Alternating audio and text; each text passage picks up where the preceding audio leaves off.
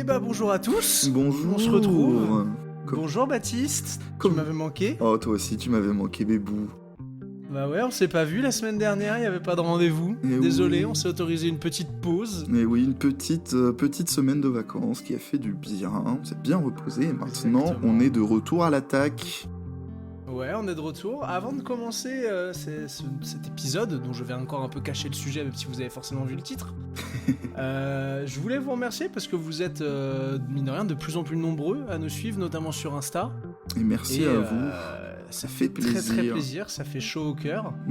De ouf. J'en profite, si ce n'est pas déjà le cas, n'hésitez pas à aller vous abonner sur Instagram, sur TikTok, même si TikTok a décidé de nous shadowban, et sur Twitter, malgré le fait qu'on y soit très peu actif. N'oubliez pas non plus de vous abonner, de noter le podcast sur votre plateforme d'écoute. Donc aujourd'hui, nous allons parler de Caitlin Clark. J'allais dire la première femme dans un épisode, mais non, puisque Non, tu très nous avais peu, présenté je- Cheryl Miller. Exactement. On va Et parler ouais, de la non, nouvelle Cheryl Miller, finalement. Effectivement, la nouvelle superstar, le nouveau phénomène. Tiens, phénomène, toi, comme on dit. Oh, Paga. Oh, pagaille, hein. Non, ouais, on va parler, pour ceux qui ne savent pas, de peut-être The Next Big Things chez les femmes. Bon, en vrai, c'est un peu réducteur, hein, il y a très très bons jeux dans la classe. Oui. J'ai prévu de peut-être vous parler de Paige Bakers, de Angel Reese. Ce sont des sujets qui m'intéressent de plus en plus, surtout que la saison WNBA arrive, et on aurait tort de pas en parler. Exactement. Rentrons dans le vif du sujet. Comme je disais, nous allons parler d'une femme et d'une joueuse phénoménale. Je me suis fait une petite compa. Je me suis dit, l'été dernier, pour les garçons et pour les Français, nous avons eu Wemby. Et c'était un peu la folie. Et bah franchement, j'aurais pas peur de dire que c'est peut-être autant un phénomène, si ce n'est même peut-être plus un phénomène encore aux États-Unis que lui. Parce que déjà elle mérite pour moi clairement le qualificatif de 2K My Player, tellement ce qu'elle fait c'est un truc de fou furieux. C'est Bon, vrai. c'est devenu une nouvelle catégorie à part entière de joueurs, hein. Quand vous Ouais. êtes trop fort vous êtes un 2K My Player. Non, on va... Vas-y. Oh, je disais juste, c'est pas faux. C'est vrai que c'était ce que disaient les LeBron, Curry et tout quand ils parlaient de Wembanyama, tu vois. Donc, Ouais. c'est une. Ah c'est non, t'as les licornes, t'as les bons joueurs, t'as les licornes et C'est t'as ça. les joueurs touquets, tu vois, en gros. Exactement, la compa est parfaite. On va donc aborder la carrière, la vie même de Madame Caitlin Clark au travers de ses performances. Nous démarrons par sa vie, qui elle était, où est-ce qu'elle est née. On passera du phénomène d'État et national qu'elle était en high school jusqu'à la superstar qu'elle est désormais et qu'elle est devenue en NCAA. On parlera vite fait à la fin de son style de jeu pour que vous fassiez un peu une idée de qui elle est avant son entrée en WNBA si vous êtes curieux et que vous décidez de suivre la saison. Et franchement, je vous le conseille. Et enfin, on finira par parler de ce qu'est le Caitlin Clark Effect, parce que oui, cette dame a des articles sur Forbes qui parlent pas d'elle, mais de l'effet qu'elle a. C'est vous dire, le personnage. C'est dire. C'est dire. Alors. Les autres personnes qui me viennent dans ce style-là, c'est LeBron James, tu vois. Ouais, exactement. Voilà. Ou Wembanyama, tu vois, on parlera peut-être un jour d'un Wemby Effect Ouais. en France. On l'a déjà observé un peu, mais ouais, en tout cas, Caitlin Clark, je vous dis, c'est quelqu'un, hein. Ah ouais. Bah de En plus, rien que c'est depuis quelqu'un- tout à l'heure, les noms qu'on donne, ça devrait aider à classer un peu le personnage, tu vois. C'est ça, fait 5 minutes qu'on parle. Il y a toujours pas un mot de sortie, mais il y a déjà 8 noms, 8 comparaisons grotesques. Je vous ai même pas dit quand est-ce qu'elle tenait. Eh bah vas-y, on t'écoute. Eh bien, elle est plus jeune que nous deux, Baptiste, puisque nous sommes des 2000. Caitlin, elle, est née, pardon. Et joué, oui. Est jouée, oui. Et joué Non, par elle est née Caitlin le Clark, 20. c'est son propre rôle finalement dans son biopic. Non. Allez, dis-nous quand elle est née. Elle est née le 22 janvier 2002 à Des Moines dans l'Iowa et elle grandira juste à côté à West Des Moines dans un milieu plutôt aisé puisque sa mère, Madame Anne Nizy Clark, est vice-présidente marketing produit d'une grande compagnie d'assurance Ok. et c'est elle qui gère aujourd'hui la carrière de sa fille, on va dire d'un point de vue marketing, contrat, etc. Son père, Brent, lui, il est vice-président d'une boîte qui vend des sièges pour engins agricoles et de construction. Ok. Franchement, voilà. 2 grands frères, c'est d'ailleurs presque la seule fille du côté de sa mère, puisqu'ils sont 20 cousins et seulement 3 filles. Hein. Donc autant vous dire putain. qu'elle a grandi entourée de gars. L'odeur de la baraque. Ah, la transpiration. Ah, ça devait sentir l'homme. Ouais, mais vous allez voir que ça a peut-être eu une incidence sur la compétitivité de Caitlin. Elle se décrit quand elle était plus petite comme une gamine qui était pot de colle et qui voulait absolument ressembler à son grand frère Blake. On le comprend, hein, les petites sœurs, ça veut souvent ressembler au grand frère ou à la grande sœur. Mhm. Et elle a aussi 2 autres modèles en plus de ses grands frères, ce sont ses 2 grandes cousines, donc les 2 autres femmes de la famille, Heidi et Audrey Fibur, qui sont des inspirations de Caitlyn parce qu'elles ont fait du basket dans le même high school où Dayling va passer, le Dowling High School. Ok. Et Audrey, l'une des 2, a même joué à l'université à Creighton. Ok, pas une Donc, petite fac en c'est plus. Ouais, non, c'est plutôt chouette. Elles sont toujours d'ailleurs 2 confidentes et conseillères importantes dans sa vie. Donc c'est plutôt une bonne base pour Ça commencer. va. On a connu des bases pires, on va dire. On a connu des bases bien pires. Caitlyn, en plus, elle va grandir en étant fan de Maya Moore. Donc Ok. ça, pareil, on en parlera un jour, vous découvrirez qui est ce GOAT. Alors, elle est notamment fan de Maya parce que les Minnesota Lynx sont l'équipe la plus proche de chez elle. Bon, plus proche, faut le dire vite, 3h30 de route. Oui, mais à l'échelle Donc, des États-Unis, c'est proche. Tu vas à l'échelle 3h30 de route. Ah, c'est la porte à côté. Ah hein. bah, Non, son père donc va faire plusieurs fois les allers-retours pour qu'elle puisse aller assister au match de son idole. Et je vous invite à aller la trouver sur YouTube. Il y a une magnifique vidéo. Caitlyn rencontre Maya pour la première fois, donc c'est l'année dernière pendant la March Madness. Et vraiment, elle fangirl complet. Et c'est trop touchant de voir des. Elle est une superstar et de l'avoir fangirlé comme ça, c'est super chouette. Alors, je vous invite à aller taper Maya Moore Caitlyn rencontre sur YouTube, vous trouverez. Continuons sur le début de sa vie. Alors, elle a fait plusieurs sports, comme beaucoup de jeunes athlètes aux États-Unis quand elle était plus jeune, donc le softball, le volleyball, le foot, le tennis, le golf, clin d'œil à l'épisode sur les passions. Et petite anecdote qui commence, on n'est pas dans le basket, on est au foot. Le maire de la ville, qui est aussi le père... Non, football. le vrai football finalement. Le vrai football, Top. celui qui se joue vraiment au pied. Ouais. Le maire de la ville, qui est aussi le père d'un des garçons dans son équipe, monsieur Russ Trimble, il raconte une anecdote, il dit « Je me souviens d'une gamine qui braillait sur les garçons tout le temps, qui leur disait où se placer, ce qu'ils devaient faire, qui était une véritable coach sur le terrain. » Voilà, pareil, on pose des premières bases de la future leaduse qu'elle va devenir. Quand elle arrive au basket, c'est tout globalement la même assurance, et le talent se voit assez rapidement, puisque quand elle est toute petite, c'est son père qui va lui apprendre à shooter. Et déjà, le daron s'étonne, tiens, ma fille a 5 ans et elle est déjà à l'aise pour shooter à 4-5 mètres sur des paniers. Donc ça surprend un petit peu. Son père va aussi lui donner un très bon conseil que j'aurais aimé qu'on me donne. Il va l'empêcher de tirer trop loin pour que ça déforme sa gestuelle.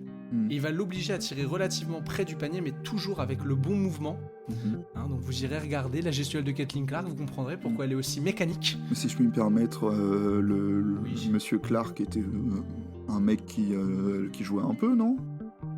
Je pense que j'ai pas devait vu de connaître truc un sur peu, le papa Clark, mais il devait connaître à mon avis un peu le sport. Ouais, bah j'imagine, parce que pour avoir ce genre de réflexion-là, faut quand même en avoir sous la caboche en termes de basket, quoi. C'est ça, faut quand même se dire, tiens, si j'arrêtais d'être débile avec mon enfant, si je le coachais correctement. Et comme je disais, donc Caitlyn à chaque fois. Ça fait vraiment 4 fois de suite horrible. que tu le dis. Ah ouais, non, mais c'est horrible, comme c'est beaucoup trop proche d'autres choses que j'avais l'habitude de dire. Caitlyn, donc, on va l'appeler Clark. Clark, Madame Clark, s'il te plaît. Madame Clark, elle a commencé à jouer au basket à 5 ans, et à l'époque, elle va faire même plusieurs années dans des ligues pour garçons, parce que dans l'Iowa, il n'y avait pas de ligue pour les filles de son âge, et comment vous dire que ça ne va pas la déranger ? Eh ben, ça ne va pas la déranger, puisque elle est super compétitive depuis très jeune, et elle veut casser la gueule au mec, donc ça déjà j'adore. Ouais, vraiment parce tal que... comme on les aime. Ouais, vraiment tal, et puis surtout parce que, en fait, elle le dit elle-même, j'aimais bien jouer avec les garçons parce que le niveau de compétition et de technique était beaucoup plus élevé que quand elle jouait avec des filles. Donc vous imaginez bien que ça la tire un peu vers le haut. Ouais, forcément. Elle va jouer longtemps avec des garçons puisqu'elle va jouer jusqu'en 4ème, donc jusqu'à ce qu'elle arrive au lycée aux États-Unis. Ah, quand et même. que là, à ce moment-là, elle pourra intégrer les équipes de high school où il y a des ligues féminines et des équipes de AAU en varsity, donc l'été.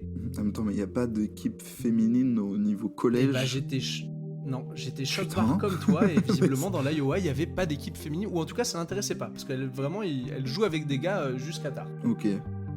Genre, je sais que c'est un état un peu campagnard, mais quand même, quoi. Ouais, visiblement, c'est bien la campagne. Putain. Elle a fait quand même, avant le high school, quelques tournois AAU en mixte. Et il y a une anecdote fantastique. Son père, il apprend un jour par un organisateur d'un tournoi qu'il y a des parents qui sont venus de se plaindre de Madame Clark parce que elles cassent la gueule trop fort à leurs gamins et à leur équipe. Et les filles, c'est pas censé jouer avec les garçons. Alors moi je pose un truc. Tous les guignols qui disent que les filles ne peuvent pas être l'équivalent des garçons en sport, voilà. Premier contre-argument. Déjà, vous avez tort pour commencer. Déjà, vous avez tort, et maintenant vous avez un argument sur pourquoi vous avez tort. Ça ne change... Il n'y a que la compétitivité qui compte dans le sport, peu importe.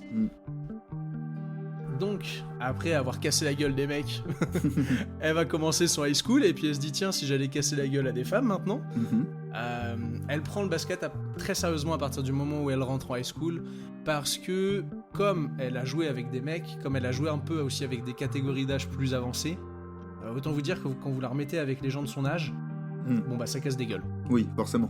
Et elle comprend qu'elle a certainement un truc que les autres n'ont pas et qu'elle peut peut-être faire carrière avec. Donc, ça part bien. Déjà, pour vous classer la dame, j'ai oublié de le préciser. Suis-je bête ?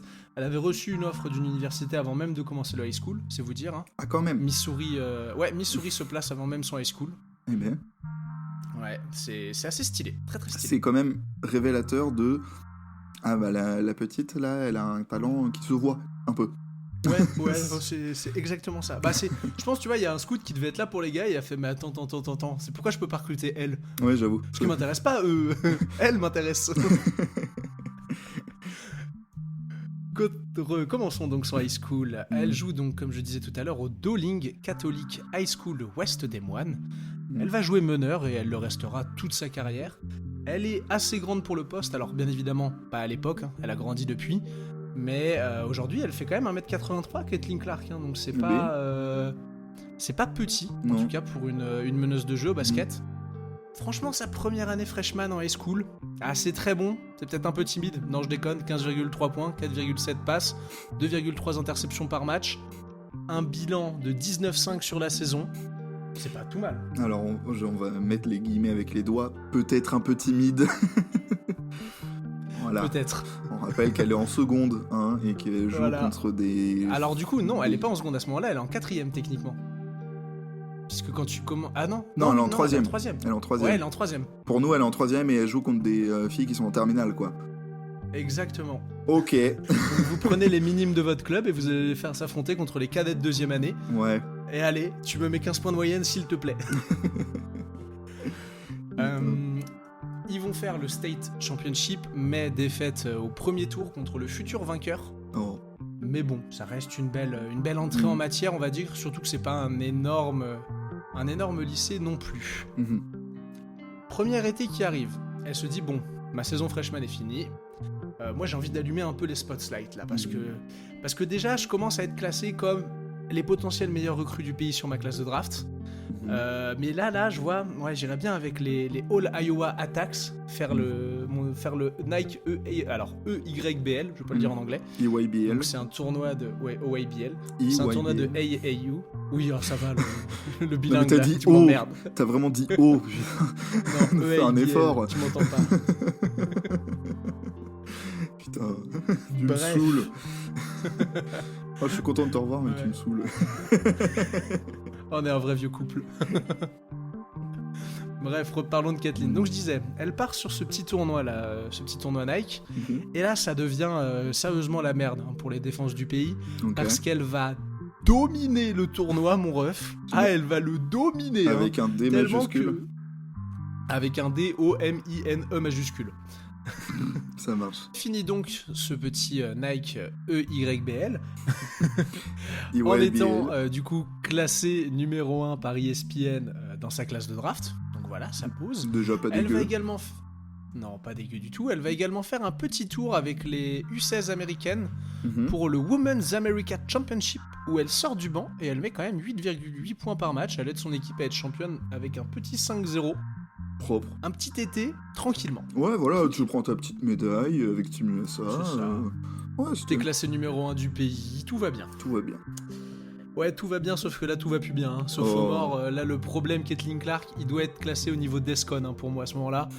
Là, il faut faire quelque chose. Première grosse perf, un 12 décembre 2017, puisqu'elle envoie 35 points contre Ames, à base de 3 points et de shoot sur ton front.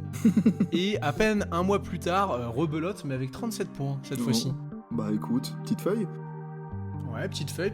Bon, elle va en faire plusieurs des stats, hein. Je vais pas toutes vous les citer non plus. Oui. Parce qu'il a fallu faire du tri, désolé, il y en a des plus impressionnantes après. Mais ça lui permet de finir sa saison sophomore en augmentant ses stats tranquillement à 27,1 points, 6,5 rebonds, 4 passes décisives, toujours les habituelles 2,3 interceptions. Okay. On monte cette fois-ci en 24 pour son équipe. Avant d'attaquer le tournoi d'État, c'est plutôt sympathique, dirons-nous. C'est plutôt pas mal, en effet. Ouais, c'est une belle progression. Quand vous rajoutez quasiment le double de points.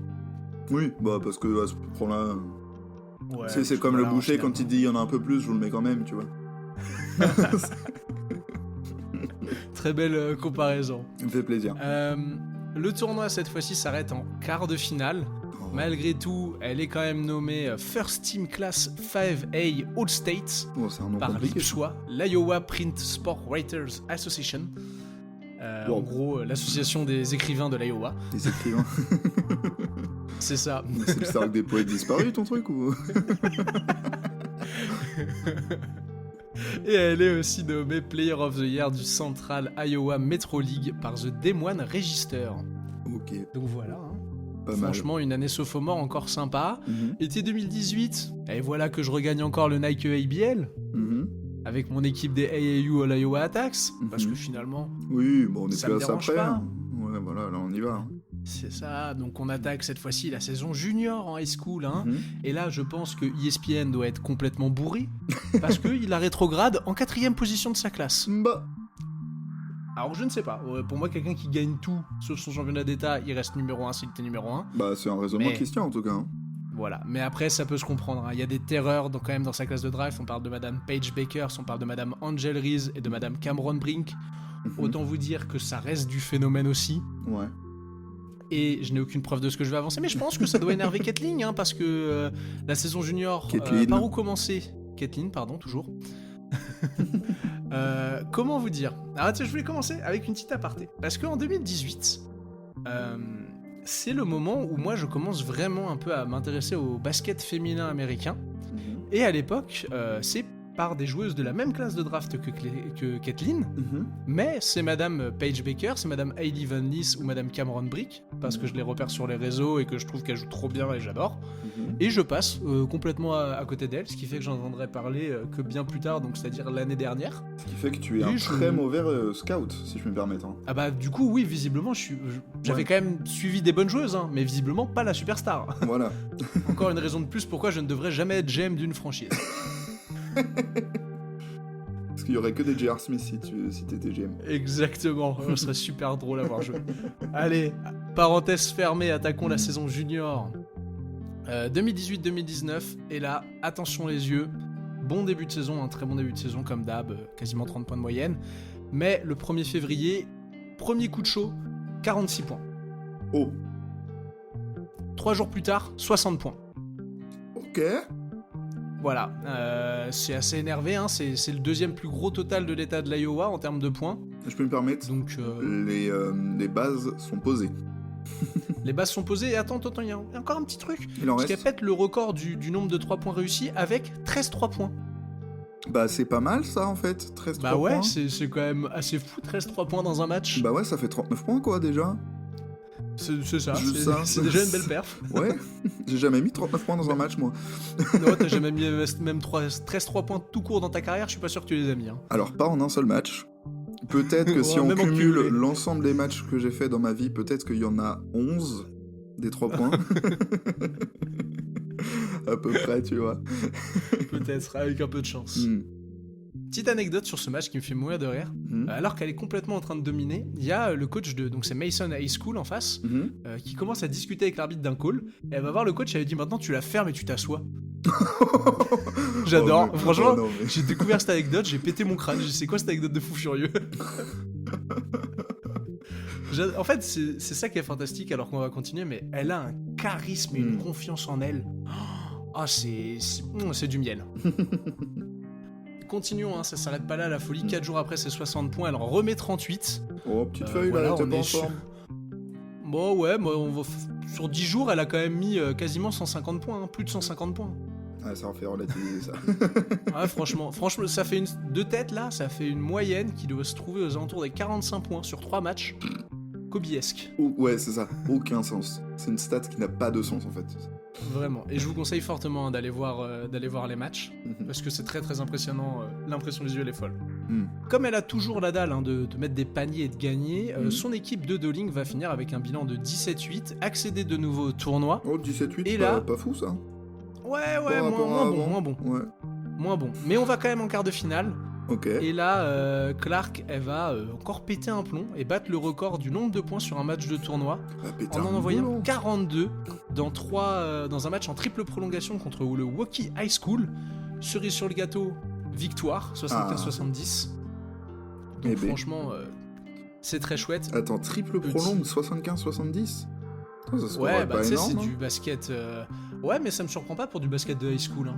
Ok, bon, je sais pas si genre, ça me paraissait... surtout chez les filles où c'est un peu plus organisé et tout, t'as moins de gros scores. Hein. Ok, bon, bah... Faut quand même dire que accessoirement, elle a mis plus de 50% des points de son équipe sur ce match. Oui, bon, ça... Voilà. Et puis à ça près, hein. Non, on n'est plus à ça près, effectivement. Malheureusement, son équipe va encore se faire éliminer au tour suivant. Oh, mais c'est pas vrai. C'est ce qui pêche un petit peu, c'est pour l'instant les performances collectives. En termes de trophées individuels, par contre, c'est encore bien rempli. Gatorade Iowa Player of the Year. De nouveau, le Class 5A Tournament First Team nanana Ipswa, là. Ouais, trop long comme nom habituel, de... Faut raccourcir ce nom de récompense, c'est beaucoup trop long. Genre MVP, tu vois, c'est bien. Très bien. Ça se retient simplement, c'est facile, voilà, quoi. Été 2019, de nouveau une petite campagne avec Team USA, cette fois-ci pour la Coupe du Monde du 19 à Bangkok en Thaïlande. 5,3 points en 7 matchs et une nouvelle médaille d'or accompagnée d'un bilan parfait de 7-0. Et magnifique One Night in Bangkok. Donc voilà, personne n'a cette référence, mais je suis ravi de l'avoir fait. Ouais, j'ai pas la référence non plus, donc dites-le en MP si vous l'avez. Le pire, c'est que tu l'as, mais on en rediscutera plus tard, c'est pas loin. Peut-être. Écoute, c'est pas le lieu ni l'endroit. Bref. Saison senior, elle commit au début de la saison dès novembre avec les Hawkeyes de l'Iowa, malgré l'envie de ses parents de la voir rejoindre la fac de Notre-Dame, et elle a eu un accord verbal avec ces derniers. Mais DeAndre Jordan... DeAndre Jordan, jurisprudence, si c'est verbal, ça ne vaut rien. Je sais pas c'est de combien le moratorium en NCAA, tu vois. C'est vrai quoi, il y avait peut-être pas Blake Griffin et Paul Pierce qui ont campé... pour la bloquer. Ouais, campé chez eux. Ce qui aura séduit Kathleen pour venir à Iowa, c'est le jeu up-tempo des Hawkeyes et le développement des point guards qui est opéré par la coach Madame Lisa Blöder, ainsi qu'à l'époque, le départ de la Big Ten Player of the Year Kathleen Doyle, avec qui, alors qu'elle était invitée sur le campus, Kathleen a pu échanger, et qui ont certainement motivé ses choix. Ok. Puis en plus, j'aime la fac à côté de chez elle, quoi. C'est l'Iowa, en plus, j'imagine ça a dû jouer aussi. Hein. Tu joues à la maison. Hein. Voilà, ça aide. Donc ça pèse dans la balance. Malgré tout, il reste quand même une saison pour Kathleen pour essayer de jouer, pour essayer de gagner, pour continuer à progresser et à casser des gueules, ainsi que fermer des bouches. Notamment fermer des bouches, ce 9 décembre 2019, des fans ont la bonne idée de lui chanter Overrated. Voilà. Alors, elle inscrit, vas-y. J'allais dire, ça c'est comme la même trempe que genre les Kobe, les LeBron, tout ça. C'est des personnes, faut les brosser dans le sens du poil, sinon tu vas te prendre une mixtape sur le coin de la bouche.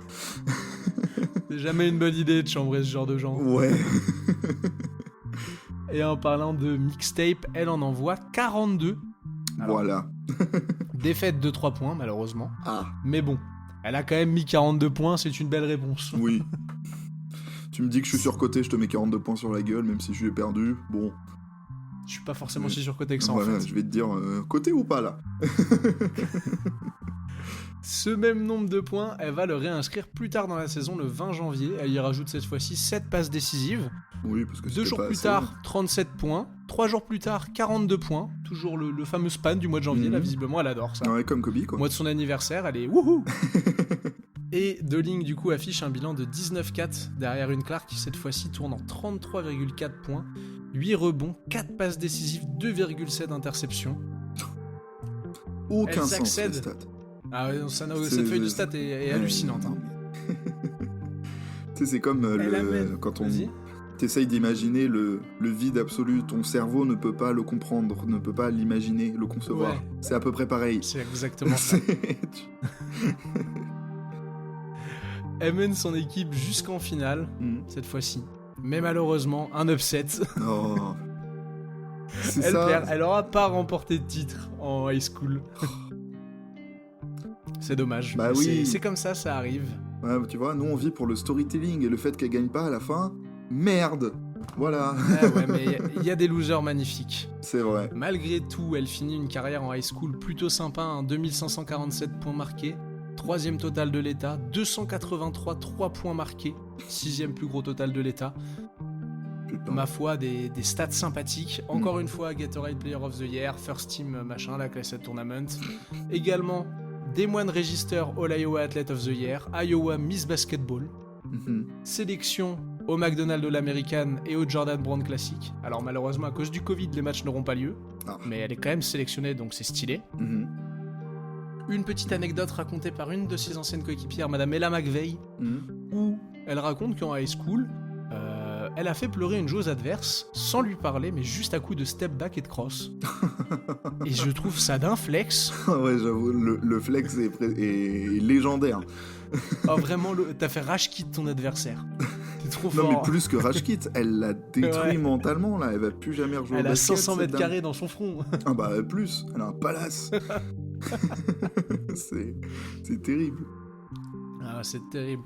Et si vous voulez comprendre, allez regarder la vidéo que j'ai mis dans les liens qui s'appelle Iowa Hawkeyes 8th Grade to College Star, où vous avez une rétrospective de toutes les années, un peu tout ce qui a été filmé de Kathleen. Et c'est vraiment chouette parce que, bon, en high school, elle est bien évidemment moins forte qu'à la fin de sa carrière NCAA, mais c'est déjà bluffant de maîtrise, elle a déjà un handle qui est sûr et efficace. Le shoot, il est déjà très très présent. Et franchement, ça mérite d'être vu. Ouais. Pour tout fan de basket qui se respecte. Exactement, si vous aimez la balle orange, allez-y. On commence la NCAA, Avec la saison grand freshman. plaisir. Et oui, donc elle débute avec les Hawkeyes le 25 novembre 2020. Et un petit match d'entrée, puisqu'elle va mettre seulement 27 points, 8 rebonds et 4 passes décisives. Petite feuille, encore une fois.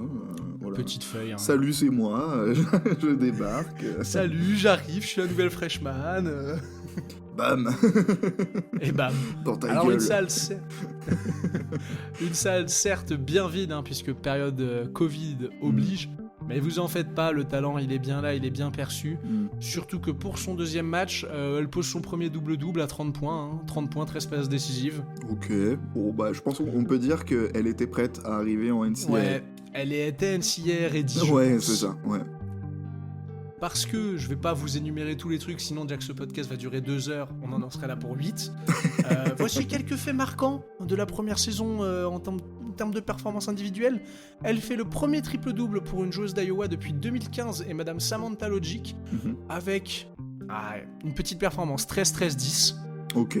3 sur 15 au tir, mais bon, quand un soir où t'es en manque d'adresse, tu me clales un triple-double, moi ça va. Tu peux... c'est ok, tu vois. Ça me va. Ça me va très très bien. Elle va vous envoyer du 37 points, 11 rebonds en janvier. Elle va envoyer du 39, 10 et 7. Donc 39 points, 10 rebonds, 7 passes décisives en février contre Nebraska. Et elle finit sur un petit 18 points, 14 passes décisives. Voilà. On peut dire que ouais, la feuille est noircie. On peut dire qu'elle est capable de poser des statement performances. Et c'est marrant parce qu'elle fait ça à chaque match, quoi, quasiment. Ouais, c'est assez fou, quoi. Ouais. Ça fait presque peur, j'ai envie de dire. Ouais. Première saison freshman, elle va tranquillement tourner un petit 26,6 points de moyenne, 7 passes, 5,9 rebonds. Est-ce que c'est bon pour vous ? Est-ce que c'est bon pour vous ? Exactement, tu peux faire le même. Non, parce que en vrai, ça me trouve le cul. Ouais, le cul est trouvé, là. Clairement. Elle avait 26 points, 7 passes, 6 rebonds. Et elle est freshman, c'est ça qu'il faut se dire. Et elle est freshman, ouais. C'est terrifiant. Vraiment. Je suis sûr qu'elle a été créée dans un labo, je vois que ça comme explication. Touquet My Player. Mais exactement, c'est ça. Le labo, c'est Ronnie Touquet qui le tient, mon pote. Arrive le tournoi de la Big Ten et bien évidemment la March Madness. Pour la Big Ten, elle va le remporter dès sa première saison, stylé, établissant notamment au passage le record de passes sur le tournoi avec 37 passes décisives. Elle est freshman. Sympa. Et elle est freshman. Premier tour de la March Madness, bah, il faut rentrer, tu vois, il faut faire une perf intéressante. Eh bah vas-y que je t'envoie 35 points, 7 rebonds, 6 passes décisives et que j'illumine Kentucky en établissant le record du nombre de 3 points marqués sur un match de tournoi avec 6. Ok, donc c'est ce que j'appelle une perf intéressante pour ton premier match de March Madness. C'est ce que j'appelle une belle entrée en matière. Ouais. Entrée bien copieuse, t'as plus faim après. Ouais, c'est ça. Entrée, c'est un repas en fait. Exactement. Malheureusement pour elle, elle va tomber contre plus fort au Sweet 16, contre UConn et sa rivale Paige Bakers.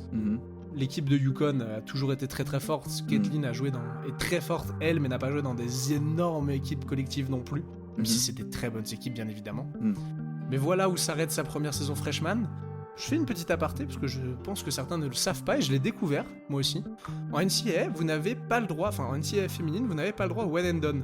Ah ouais ? Puisque tout simplement, alors vous pouvez le faire si vous partez à l'étranger, mais si vous voulez rentrer en WNBA, les clauses sont, vous devez avoir minimum 22 ans et un cursus complet de 4 ans.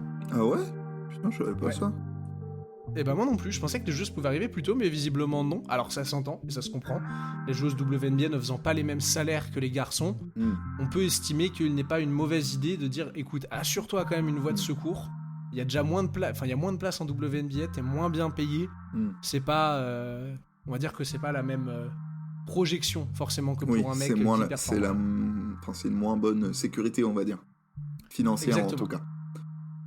Très exactement, très justement dit. Merci, ça me fait plaisir. À la fin de cette saison freshman en NCAA, elle va retourner pour son dernier passage avec les jeunes de Team USA, puisqu'elle retourne faire une petite Coupe du Monde du 19, et là elle va remporter de nouveau l'or, elle sera élue MVP et dans le 5 du tournoi bien évidemment, avec un petit 14,3 points, 5,6 passes, 5,3 rebonds. Petite feuille. Ma foi, pour de la en FIBA, des stats encore intéressantes, hein. C'est plutôt chouette avant d'attaquer ta saison sophomore, on va dire. C'est vrai qu'elle est encore, elle vient faire qu'une seule saison, putain. Oui, oh, il en reste encore 3. Oh, nom de Dieu. Qu'est-ce qui peut bien se passer? Tout. Tout, exactement. Saison sophomore, elle va continuer sur sa lancée et même s'améliorer puisqu'elle va poser le 2 janvier, donc le jour de son anniversaire, le jour de ses 20 ans. Elle envoie 44 points et 8 passes décisives. Elle représente la Loire-Atlantique. C'est ça. Et elle bat également ce jour-là, du coup, le record du point de la salle dans laquelle elle jouait, la Carver Hawkeye Arena. Et elle surpasse ainsi Madame Kelsey Mitchell d'Ohio State en tant que joueuse atteignant les 1000 points le plus rapidement. Petit flex. C'est sympa. Petit flex. Ouais. Du 16 au 20 janvier, non content de déjà casser des gueules à tour de bras, et je vous rappelle, nous en janvier, elle a souvent ce span où elle est très très forte. Elle fait 2 triples-doubles consécutifs à 4 jours d'intervalle, le premier contre Nebraska avec 31-10-10 et le second contre Minnesota avec 35 points, 13 rebonds, 11 passes décisives. Ouais, donc là c'est des gros triples-doubles quoi. On est sur là on est plus sur du petit triple-double. ouais. C'est, Ça fait d'elle le premier athlète masculin ou féminin à enregistrer 2 triples-doubles consécutifs à plus de 30 points dans la Big Ten. Qui est pas une petite conférence. Oui, non, la Big Ten... Vous avez des gros mastodontes. Ouais. Voilà, ça vous pose une joueuse. 18 passes décisives qu'elle envoie 5 jours après son record là, des triples-doubles. Parce que voilà, elle s'est dit, tiens, si j'allais poser le nouveau record de conférence et le nouveau record de mon programme, ça me suffit pas. Oui, parce que ceux-là, elle les avait pas encore. C'est ça. Il fallait toute la collection, quoi. Fallait la collection, et puis pour bien finir, 6 jours après, elle t'envoie 43 points. Oui, même plus surpris, quoi. Non, t'es plus surpris, donc t'es pas surpris si je te dis qu'encore une semaine après, elle envoie 46 points, dont 25 dans le dernier quart, et avec ça, 10 passes décisives. Établissant de nouveau un record féminin dans la salle de Michigan. En fait, Caitlin Clark, c'est les Américains au Vietnam. C'est-à-dire, on crame tout au napalm. Tu vois, il y a plus rien qui bouge. Je suis pas sûr de la comparaison, mais je vois ce que tu veux dire. Enfin, t'as l'idée que... tu vois. Ouais, le rouleau compresseur marchait très bien aussi, hein, mais... Ouais, mais moins percutant. T'as voulu faire dans le sensationnel, je te comprends. Ouais. C'est vrai que c'est un peu choquant. C'est vrai que ça met une claque, ce genre de span, là. Ouais, c'est... oui, voilà, j'ai pas de mots. Ouais, non, mais y a pas de mots, t'es estomaqué, c'est bien normal. Voilà, des fois, y a même pas besoin de commenter. Les stats parlent pour elles-mêmes, quoi, littéralement. T'es genre, elle est trop forte. Voilà, elle est trop forte. Tellement forte qu'elle va finir sa saison sophomore en 27-8-8 et qu'elle devient la première joueuse de l'histoire à être première en points et en passes dans le pays. Putain, mais c'est des stats à la LeBron, ça, 27-8-8. Ouais, c'est LeBron Prime, hein, 27-8-8. Hein. Ouais, bah oui. C'est LeBron bien énervé, retour à Cleveland. Hein. Bah, c'est moyenne en carrière, quoi.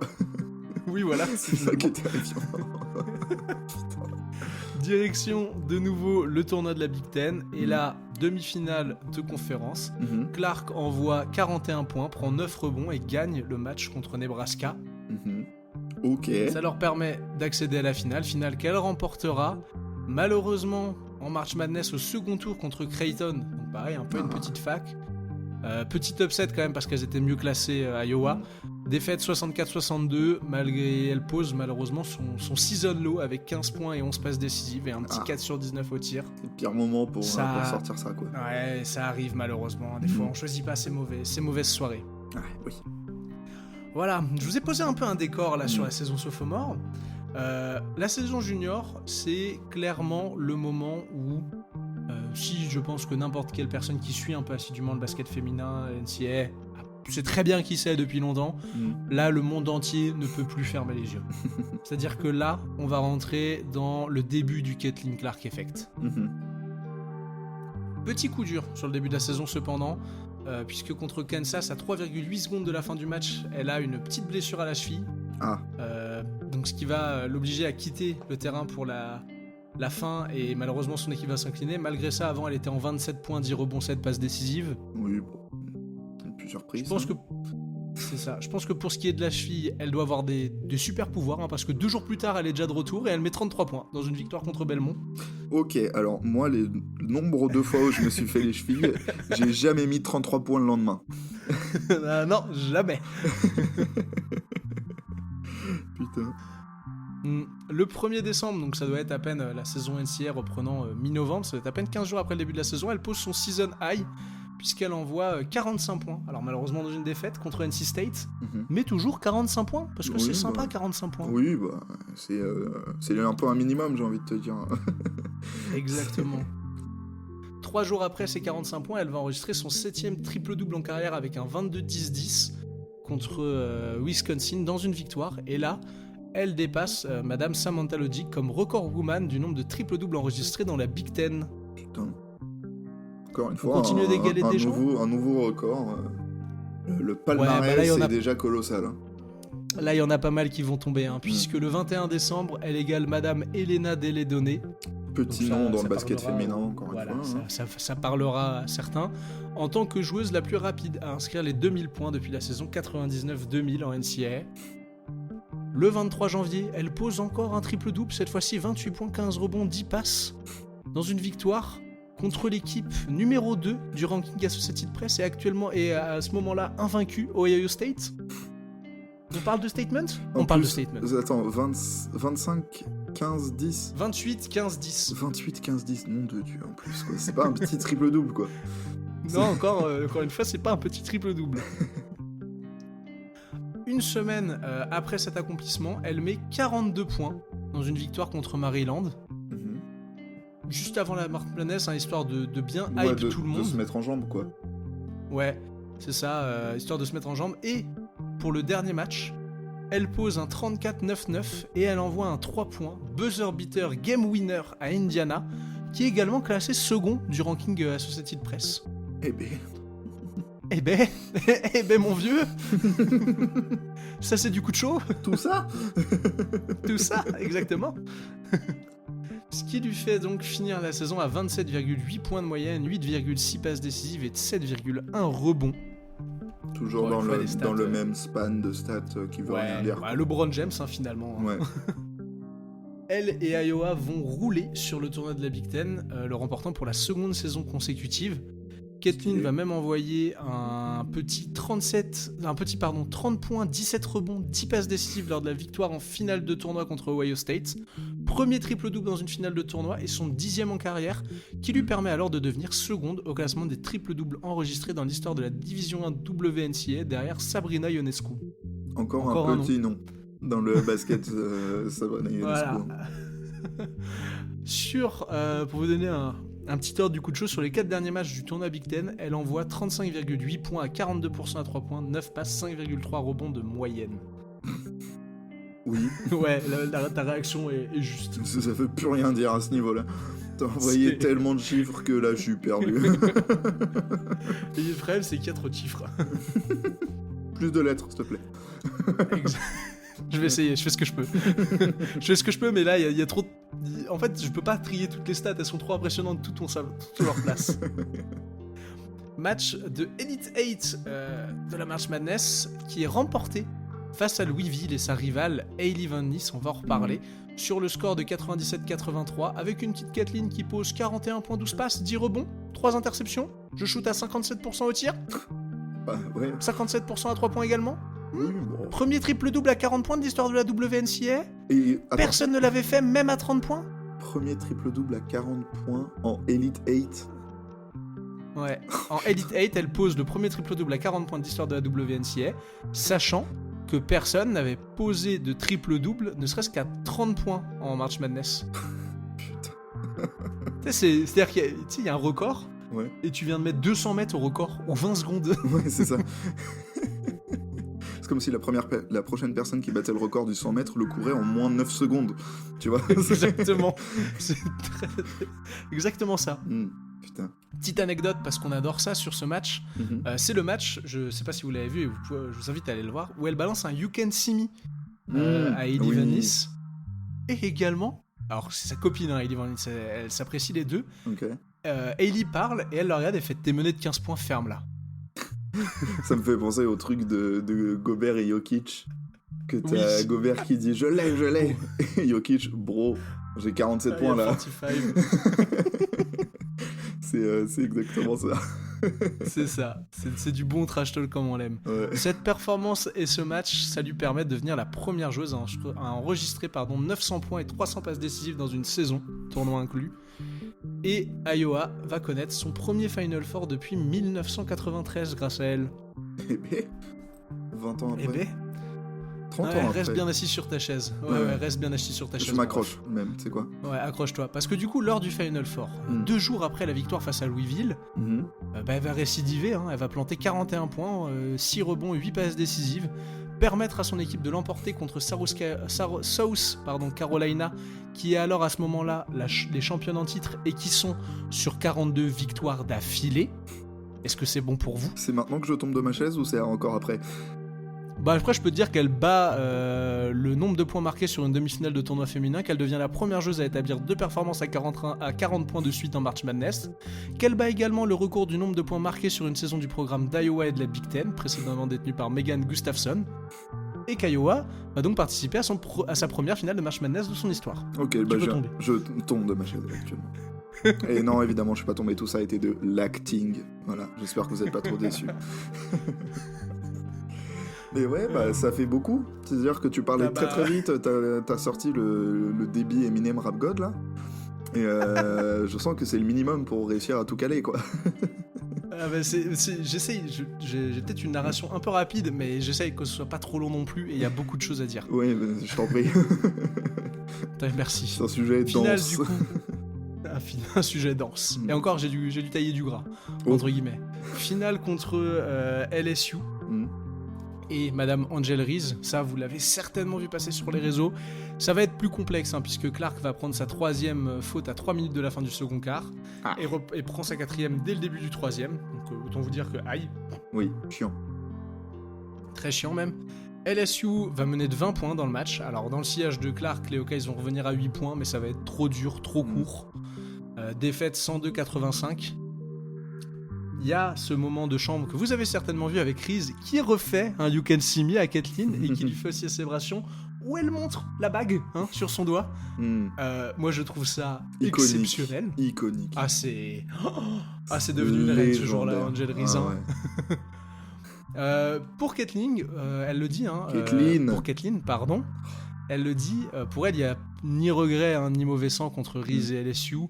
C'est normal, ce niveau de hype, ce niveau d'intensité physique et émotionnelle dans un match, avec ce niveau de trash talking, pour elle, ça fait partie du jeu et du sport féminin. Et puis, c'est comme ça que ce dernier doit être joué et vécu. Et les gens viennent aussi pour ça. Et elle a raison. Et puis même elle est plutôt trash talkeuse, un peu, tu vois. C'est Donc ça. vas-y, c'est de bonne guerre, quoi. Ah bah tu dois accepter de le prendre. Hein. Non mais voilà. Si tu pour veux ceux qui trash l'ont vu, talker, hein, tu dois accepter de te faire trash talker. Et si tu perds, c'est tu ça. serres la main et tu dis bien joué. Voilà. Exactement. Et pour ceux qui le savent, ça a été... Kathleen l'a débunké, mais clairement, on a eu à ce moment-là, c'est les médias américains un peu racistes, même Oui. peut-être beaucoup racistes, qui en ont fait beaucoup parce que vous avez une noire qui chambre une blanche, Mhm. alors que ça dérangeait personne quand Kathleen le faisait au tour d'avant, et c'est ce qu'elle dira. Ouais. Enfin bref, très, très bien joué à LSU. Néanmoins, elle a quand même réussi son objectif avec Iowa, puisque quand elle était rentrée en NCAA, elle s'était dit qu'elle voulait permettre à la fac d'atteindre sa première finale et de participer à la première finale de Final Four de son histoire. Donc là-dessus, bien joué quand même si je pense qu'elle aurait voulu la gagner. Oui, C'est déjà pas mal. Emmener une petite fac comme ça jusqu'en finale, il fallait au moins une C'est Caitlin déjà un Clark, exploit, quoi. pour y arriver. C'est ça. Sur ce match, malgré la défaite, elle devient détentrice du record de points dans un tournoi NCAA masculin ou féminin. Avec 193 points marqués, elle détrône alors Madame Cheryl Swoops, qui a eu le seum, puisqu'elle a dit oui, mais moi quand je l'ai fait, on jouait 5 matchs et pas 7. Voilà. T'as le seum, Cheryl, je suis désolé. Ouais, voilà. Mais elle ne s'arrête pas là, Kathleen. Non. Elle est désormais aussi détentrice du record de passes décisives dans le tournoi féminin avec 60, du record de nombre de paniers à 3 points marqués sur une finale avec 8, record masculin comme féminin. Propre. Propre, hein. Très très propre. Elle dira que c'est pour elle l'un des meilleurs Final Four de toute l'histoire et que le basket féminin doit continuer dans cette voie. Et comment lui donner tort ? Ouais. Pour finir sur une dernière petite stat qui va plaire à nos amis Penny Barkamp et tous les fans de stats vraiment avancés. Sur sa fin de saison junior, elle tourne à, en moyenne, 1,25 points par tir. C'est mieux que 90% des joueuses de NCAA. C'est mieux que les 2 dernières first pick de WNBA. Et finalement, si vous voulez trouver mieux, il faut remonter à 2020 et Madame Sabrina Ionescu, qui faisait mieux avec 1,26 points par tir. Oui, donc elle faisait pas énormément mieux non plus. Non, voilà, elle fait mieux, mais il faut le dire vite. Ouais, elle fait mieux. Faut le dire vite. Voilà. Et voilà encore des belles stats de poser sur cette saison junior. Il en reste encore une. Oh mon nom de Dieu. Il en reste encore une, et là autant vous dire que aucun, je dis bien aucun, record n'est à l'abri. Parce que oui, je vous ai pas donné les trophées après chaque saison, c'est qu'en fait, je vous fais faire un petit moment où je vais tous vous les donner d'affilée. Je sens que ça va être long. Oh oui. Tu vois long. Star Wars, le générique au début là. C'est le même. Bah pareil. Moi je l'aime au milieu. Saison senior. Elle attaque cette saison. J'ai vu une interview où elle disait que pour elle, elle devait être une vraie leaduse. Alors elle est déjà un peu, mais encore plus. Permettre à ses coéquipières de s'exprimer, de prendre confiance et de montrer ce qu'elles ont pu garder en elle, parce que c'est vrai, et elle a l'air d'en avoir confiance. Quand vous jouez à côté de quelqu'un qui est extrêmement fort, c'est dur des fois de trouver votre place. Et c'est une vraie qualité de star de savoir que les autres doivent trouver leur place autour de toi. Pré-saison, on sent que la hype, elle est encore bien présente, hein. Et qu'elle a même certainement continué à augmenter parce que petit match d'exhibition de pré-saison contre DePaul. Alors, elle réalise pour chauffer un triple-double, 34 points, 11 rebonds, 10 passes. Voilà, on s'échauffe tranquillement, on vient de finir l'entrée, on va pouvoir passer au plat. C'est ça. On va pouvoir passer au plat et on va faire tomber un record, cette fois-ci un record hors terrain, puisqu'il s'agit du nombre de spectateurs venus voir un match de basket féminin en pré-saison, avec 55 646 spectateurs. Quoi ? Ouais. 55 000 personnes. Et j'ai dit de pré-saison, mais non, c'est un match de basket féminin tout court. 55 646 spectateurs. Mais quoi ? Mais putain. Attends, mais oui, 55 000, c'est genre... C'est quoi comme Elles ont dû jouer dans un stade de foot US à mon avis. Ah ouais, j'imagine, mais genre en gros, 55 000 en France, c'est quoi ? C'est... Non. Bah 55 000 en France, je pense que c'est la Beaujoire, non ? Non, la Beaujoire, c'est 35. Vélodrome, ouais, non, Vélodrome, c'est un peu plus grand que 5, je crois qu'il y a 70. Elle a rempli le Parc des Princes, ce phare. Putain, mais c'est 55 000 personnes. Ouais. Ah oui, je pense qu'on peut parler de Caitlin Clark Effect. Ouais, non, mais on va continuer d'en parler après, vous allez voir, il y a des stats encore plus folles hors du terrain. Non, mais mon Dieu. Ah, mon Dieu, comme tu dis. Oh, putain. Nous ne sommes pas dignes. Tu vois non, nous ne sommes clairement pas dignes là. Oh, putain. La vache. Dès le second match de la saison régulière, Caitlyn reprend les bonnes habitudes, prend feu et pose 44 points, 8 rebonds, 6 passes décisives dans une victoire contre Virginia Tech, histoire de se mettre en jambes. Là, c'était un amuse-gueule. Troisième match. Vas-y. Je disais, c'était un amuse-gueule, Virginia Tech, tu vois. Exactement, amuse-gueule, et le deuxième amuse-gueule finalement, elle envoie un triple-double dans un blowout contre... Je n'ai pas vu, c'est pas grave, j'ai pas noté l'équipe, mais elle envoie un triple-double dans un blowout, elle met 24 points, 10 rebonds, 11 passes décisives, devient la meilleure passeuse de l'histoire du programme d'Iowa, dépassant Madame Megan Gustafson. Elle devient la deuxième joueuse après Sabrina Ionescu à avoir un triple-double dans 4 saisons différentes en Division 1 NCAA. Ok. Voilà. Ok. Là, vous allez avoir du record. J'espère que vous aimez voir tomber des records parce que chaque ligne, c'est un putain de record. Bah, c'est-à-dire que tu nous en as déjà donné pas mal, si je peux me permettre. Mais elle les a tous. Je suis Tous. étonné qu'il en reste encore, tu vois. Eh ben attention, une semaine plus tard, elle envoie 35 points, 10 passes décisives, 6 rebonds dans une victoire contre Drake. Alors la fac, pas le rappeur. Hein. Marrant. Mais quoi? Et à ce moment-là, elle passe Madame... Et là, on la connaît tous, Madame Kelsey Plum, au nombre de matchs à 30 points dans l'histoire de la Division 1 de WNCA. Pas mal. Donc c'est sympa encore. Hein. Ouais, encore sympa, un petit nom sympathique. Bah, Kelsey Plum, Ouais, petite Kelsey carrière Plum, en WNBA en plus, quoi. Ouais, bon, NCA, WNBA, hein, Kelsey Plum les deux, hein. Ouais. Même Team USA, je crois qu'elle a fait du 3-3 si ça se trouve. Bonne joueuse de basket. Pareil, quoi. on parle d'un phénomène. Hein. 6 6 décembre 2023, elle devient la 15e joueuse de l'histoire de la Division 1 à atteindre la barre des 3000 points et la seconde plus rapide à le faire dans une victoire contre Iowa State où elle pose 35 points, 9 rebonds, 5 passes décisives.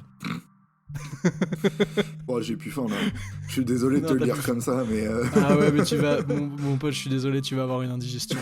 Hein. Parce que 10 jours plus tard, elle envoie 38 points avec 9 3 points inscrits dans une victoire contre Cleveland State. 3 jours après avoir eu l'honneur d'être nommée Sporting News Athlete of the Year en compagnie de Madame Angel Reese. Ok. Voilà. Elle est également nommée plus tard comme finaliste du titre Simon Bates pour le Associated Press Females Athlete of the Year.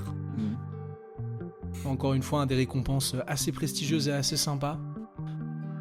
Revenons au basket, hein, après ces petits honneurs, hein, finalement. Bah oui, elle va parce que envoyer j'imagine 2... qu'il doit rester une bonne trentaine de records encore. Oh, exactement. Elle va envoyer 2 back-to-back games où elle va d'abord mettre 35 points, 17 rebonds, 10 passes décisives, puis enchaîner ça avec 35 points, 10 passes décisives. Ok. Ça lui permet de me dépasser Madame Samantha Pralis en tant que Big Ten All-Time Leader Assist. En parallèle de ça, elle éclipse Madame Samantha Logic pour le record du programme d'Iowa dans la même catégorie. Et B. Et oui. Et oui. Et c'est pas fini. Ça fait beaucoup, c'est son là, anniversaire non le 2 janvier 2024. Laisse-moi deviner, Elle a 70 22 ans. points, 50 rebonds et 40 passes décisives. Non mais on n'en est pas loin. Oh. Elle met 40 points et elle envoie un game winner à 3 points du logo contre Michigan State. Joli cadeau. Ouais, voilà, c'est ça. Littéralement la cerise sur le gâteau, quoi. Genre, C'est ça. le glaçage parfait et tout. On va se calmer un peu, on va redescendre sous la barre des 30 points. Hein. Oh. Elle va faire un petit Nul. triple-double à 29-10-10 dans une Overrated. victoire. Pardon. Elle est nommée Big Ten Player of the Week suite à ça pour la 24e fois de sa carrière et elle bat encore un record, celui de Megan Gustafson. Elle a pris tous les records, c'est Ouais, indécent. c'est aberrant. Est-ce qu'il reste seulement un record dans l'histoire de la NCAA qui ne lui appartient pas? Je pense qu'il lui manque les contres et l'air bon, mais sinon elle a tout. Hein. Je pense qu'elle a pas contre moins interception, mais sinon elle a tout. C'est verrez. scandaleux.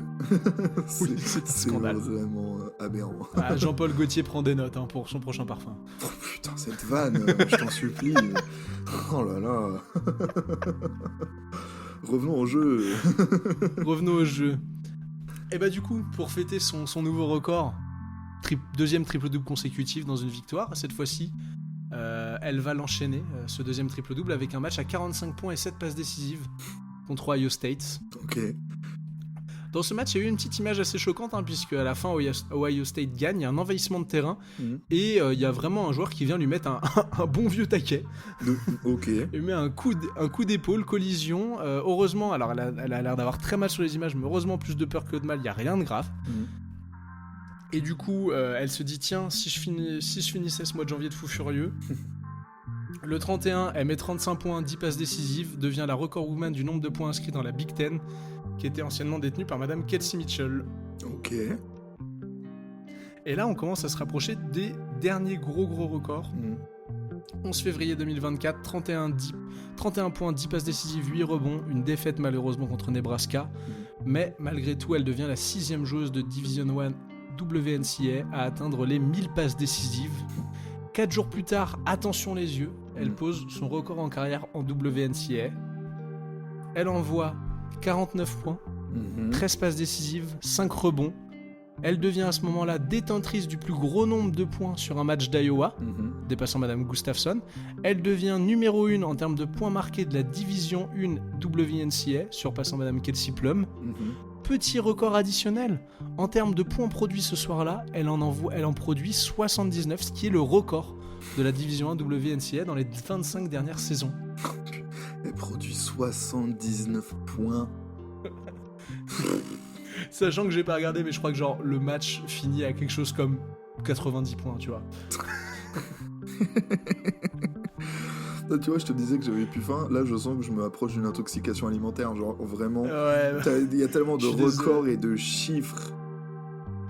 Ça veut plus rien dire. Et je sais qu'il y a encore le plus gros qui arrive. C'est ça qui est terrifiant. Elle est trop forte. 28 février. Elle est incroyable. Elle est fantastique. 28 février, elle dépasse Madame Lynette Woodward, ancienne joueuse de Kansas, qui avait notamment été médaillée d'or en 1984, qui est la première femme à faire parler des Harlem Globetrotters, voilà, pour poser un peu la dame. Ça, je savais pas ça. Elle devient... j'ai découvert ça, j'étais assez ça, c'est assez de l'anecdote pour briller en société qui fait plaisir, ça. Ouais, c'est ça. Bonne petite question trivia. Ouais, Lynette Woodward. Ensuite, celle-là, elle vaut bien un camembert, je pense. Exactement. Elle devient à ce moment-là, du coup, en la dépassant, la leaduse all-time en nombre de points inscrits, en comptant à ce moment-là la NCA. Non, pas encore la NCA au total, en comptant l'époque de l'Association of Intercollegiate Athletics for Women. Donc c'est un moment où cette association a dirigé le sport féminin à l'université de 71 à 83. Okay. L'ancêtre de la NCA finalement, en gros. C'est ça, un peu l'ancêtre de la NCA. C'est un peu bizarre, j'ai pas tout compris, j'ai l'impression que c'était un championnat parallèle, c'était un peu flou. Okay. Je pense qu'il se passait des choses un peu floues globalement. D'une manière générale, pour moi qui suis vraiment ça de loin, la NCA, déjà le fonctionnement est flou. Donc Oui, la NCA au global est très flou, tout sport confondu. Pour péter ce record, elle va pas faire une petite stat, elle va forcément être obligée d'envoyer 35 points, 12 passes décisives, 10 rebonds. Oui, parce que quitte à fêter le truc, autant faire ça bien, quoi.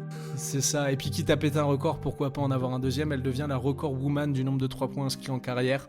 Elle dépasse Madame Kelsey Mitchell et devient également la joueuse à mettre le plus de 3 points sur une saison NCAA, dépassant Taylor Pierce. Ok. Voilà, un record ne vient jamais seul. C'est ça. Et on arrive au plus gros des records. Le dernier match de saison régulière, le 3 mars 2024, elle dépasse Monsieur Pete Maravich et devient la détentrice du plus grand nombre de points inscrits en NCAA, hommes ou femmes confondus, dans une perf bien sympa, 35 points, 9 passes décisives, 6 rebonds, cerise victoire contre le numéro 2 au ranking Associated Press Ohio State. Alors, petit clin d'œil à Chachou parce que j'ai appris ça grâce à elle. Cependant, elle ne bat pas le record non officiel du nombre de points marqués qui est détenu par Pearl Moore, une autre femme, et qui est celui-ci de 4016 points. Ok, et elle est à combien là, Claire Kathleen, elle est... Je vais te dire ça tout de suite parce que je sais pas pourquoi j'ai pas noté le truc. Bravo. Je disais donc, on a été chercher, excusez-moi. Oui. Elle bat le record de Pete Maravich, donc avec 3668 points, donc loin quand même derrière Madame Pearl Moore, qui en avait donc 4016. Ouais, encore. C'est l'heure. 400 points d'écart quand même. Ouais, ça fait encore une belle marge. Elle a un autre record, c'est le record du nombre de matchs en 25-5-5 en NCAA, puisqu'elle en comptabilise 59. Pas mal. Voilà, finalement. Pas mal du tout, ça. On attaque le petit tournoi de la Big Ten.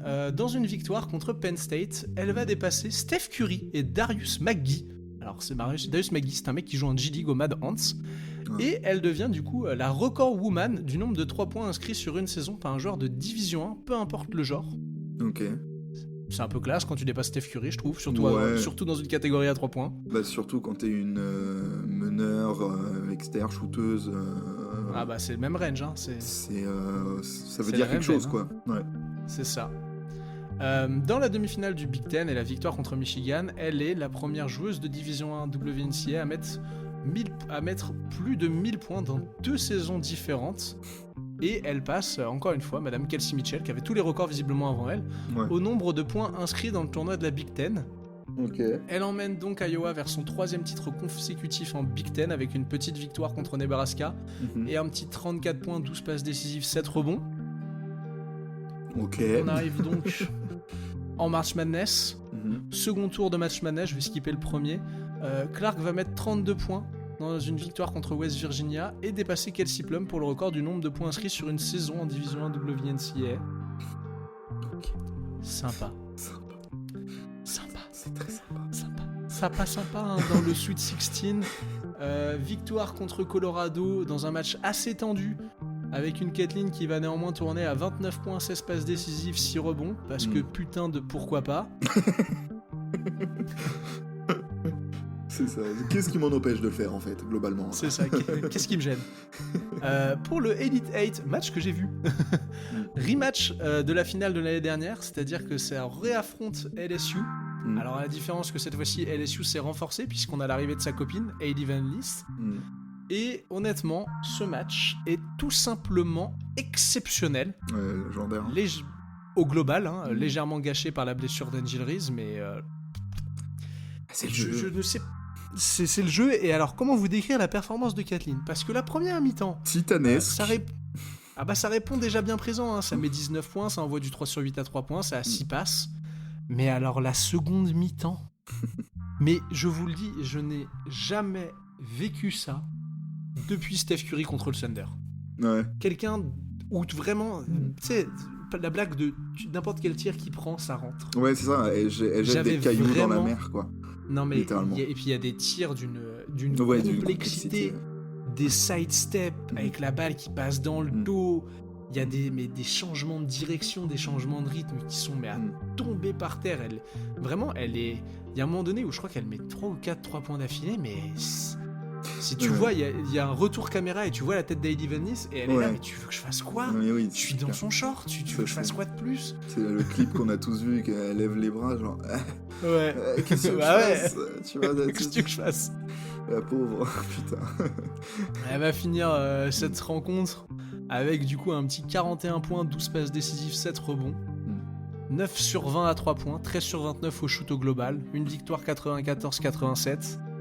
C'était un incroyable match, je vous conseille d'aller le revoir si vous ne l'avez pas vu. C'est ce que j'ai fait, personnellement, je l'ai pas vu en direct, mais j'ai regardé les highlights étendus, quoi. Ouais. Nom de Dieu que... Ouais, nom de Dieu, parce qu'en plus en face c'est costaud LSU. Bah ouais, c'est ça. C'est très très costaud. Ouais.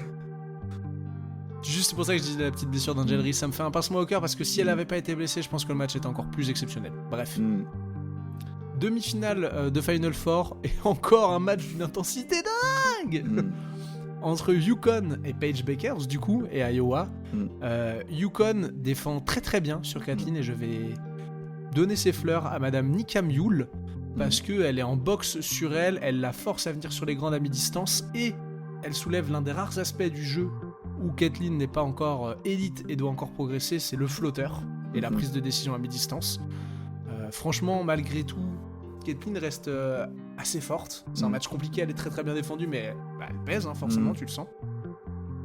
Et sur une décision arbitrable que je qualifierais de contestable, le match va tourner en faveur d'Iowa, victoire 71-69, Kathleen finit à 21-7-6 à 3 sur 11 à 3 points. Ouais, je suis pas là pour reparler de l'arbitrage, mais effectivement, je suis d'accord avec ce que Madame Diana Taurasi disait hier quand elle commentait le match. La faute qu'elle siffle, tu la siffles en premier quart-temps, en deuxième quart-temps, en troisième quart-temps, tu peux même la siffler au début du quatrième. mais tu la siffles jamais à la fin du match. Parce que Parenthèse fermée. Au moment où on s'enregistre, le match a eu lieu hier soir, si je me trompe pas. Alors non, le match de Yukon avait lieu vendredi soir au moment où on enregistre, donc il avait lieu le 5 avril. C'était vendredi ? Hier soir, ouais, c'était vendredi. Le dimanche 7, c'était la finale. Ah. Dont on va parler. Oui. Oui, mais du coup, ce que j'allais dire, c'est que le match de vendredi, perso, je l'ai pas vu. Ouais, bah moi non plus, je l'ai regardé en Extended Highlights, qu'il était à 3h30, il était tard. Et j'ai pas regardé les highlights du tout. non plus, donc je sais pas du tout de quoi tu parles. mais du coup, je vais aller regarder. En contexte, c'est ça, allez regarder, mais sinon, pour ceux qui veulent, il y a une situation, balle en attaque à Yukon, il y a un écran qui est posé, et effectivement, la pivot écarte légèrement son bras pour agrandir son écran. Ah, c'est un move que tu vois 800 fois par match. Ouais. Qui va être, comme Didier Latorresi, sifflé 3 ou 4 fois, mais tu le siffles pas à la fin du match. Genre, ça fait partie du jeu. Ouais. Genre, oui, il y a faute sur le papier, mais pas à la fin du match. Ouais, pas maintenant. Bref. C'est ça, pas maintenant. Finale contre South Carolina, que du coup, j'ai regardé en direct encore. On va un peu remettre en perspective aussi l'adversaire qu'affrontait Kathleen à ce moment-là, parce que South Carolina était sur un 37-0. Ouais. ouais. Si peu. Elles sont coachées par madame Dawn, et j'ai oublié son nom de famille. Je crois que c'est Dawn Staley, un truc comme ça. Bref, une grande dame du basket, elle aussi. Un sacré match, une sacrée équipe, et un match qui démarre très très fort, puisque ça commence sur un 10-0 d'Iowa. Franchement, c'est assez vénère. On a Kathleen qui met 13 points d'affilée. Elle finit le premier quart-temps à 18 points. Propre. Malgré tout, le premier quart-temps se finit à 36-34 pour South Carolina. Donc autant vous dire qu'en fait très vite on a compris que si Kathleen était très forte, déjà elle était très très bien défendue. Et l'équipe au global de South Carolina était un cran au-dessus, je trouve. Des très très gros tuirs, notamment Madame Tessa Johnson, dont je suis devenu absolument fan sur le match, ainsi que je crois que c'est Taei Poupou, un truc comme ça. Ah, j'ai oublié son nom, je suis dépité d'avoir mangé son nom. Mais il y a 2 joueuses du côté de South Carolina qui étaient exceptionnelles. Kathleen va faire un bon match, 30 points, 8 rebonds, 5 passes décisives, mais c'est trop court, défaite. Et honnêtement, on sentait beaucoup d'amertume. Parce que elle a pas pesé sur la deuxième partie du match après son gros premier carton comme elle aurait dû. Peut-être un manque d'essence dans le moteur, ce qui peut se comprendre quand vous envoyez des perfs comme ça à tour de bras. Mais du coup, pas de titre en NCAA pour Kathleen. Pas de titre en high school, pas de titre en NCAA. Ouais, un peu ça surcoté, commence à faire. Je trouve que. Oh l'enculé. Non, mais encore une fois, je vais reprendre les mots qui ont été dits dans le Bird Torazi Show hier soir. Elle fait déjà partie des meilleures joueuses NCAA de l'histoire. Avec un titre, elle serait devenue la meilleure joueuse incontestablement. Mais bon, c'est sûr. Ce sont les aléas du sport. Des fois, vous avez des équipements forts. Demandez à LeBron James. C'est ça. On va donc tranquillement partir vers la fin de ce podcast. Il sera un peu long, on le découpera pas en 2 phases, tant pis. Avant de parler un petit peu, on va vite fait aborder la draft WNBA. Donc au moment où ce podcast sort, c'est demain.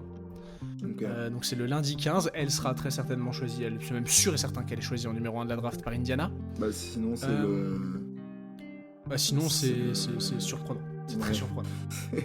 c'est comme si Wemby n'avait pas été sélectionné l'année dernière. Quoi. L'équipe qui le prend en numéro 2, c'est le style du siècle. Ah bah ouais, là c'est violent là. Non, il y a quand même des petites choses qu'elle va devoir améliorer, on en parlera plus tard, mais je veux juste parler du commentaire de Diana qui dit que globalement c'est sur l'aspect physique, parce que là t'es face à des jeunes, tu vas jouer contre des femmes qui sont pros depuis un certain nombre d'années.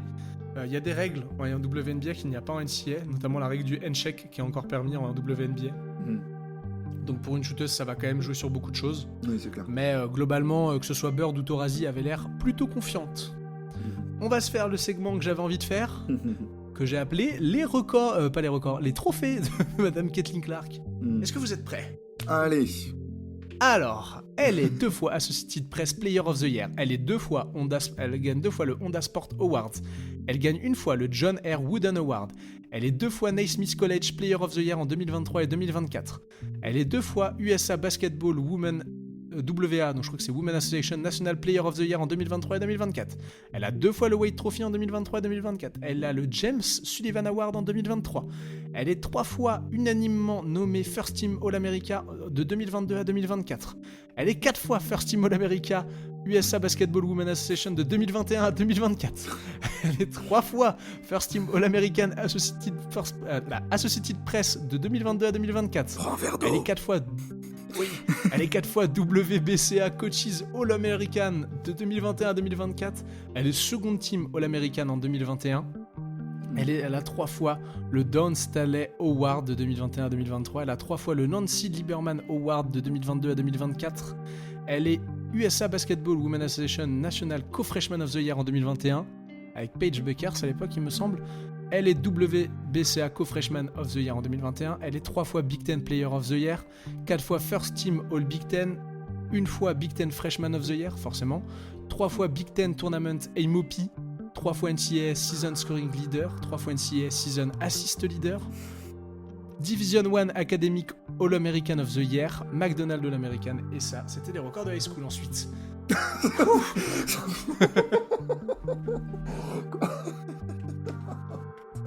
Putain, c'est un CV le bordel. Oh, c'est plus qu'un CV. Ah, c'est très très violent. Hein. Allez. Attends, et ça, c'était que le high school. De quoi ? C'était que le high school, ça ? Non, ça c'était NCA. Ah, ok. Et là, t'as pas encore dit le high school. High school, je vous l'ai cité avant un peu, mais high school, elle est donc McDonald's de l'American, Jordan Brand classique, tous ces titres d'état là dont je vous ai parlé, Class 5A Tournament machin, Iowa Miss Basketball, FIBA MVP en 2019. Oh, l'armoire à trophées. Bah, c'est plus une armoire à trophées. Enfin, non, elle c'est une pièce. Maison juste pour ses trophées, carrément. Exactement. Putain. Entrons dans la dernière ligne droite de ce podcast. On va parler un petit peu de qui elle est et de quel est son style de jeu. Ça va aller assez vite parce que j'avais peur que ça fasse trop long et puis j'ai pas trouvé non plus tant de choses encore sur elle. Ses coéquipières disent d'elle qu'il ne faut pas l'emmerder car elle répond et ne se laisse jamais faire. Tiens, j'aurais pas deviné ça tout seul.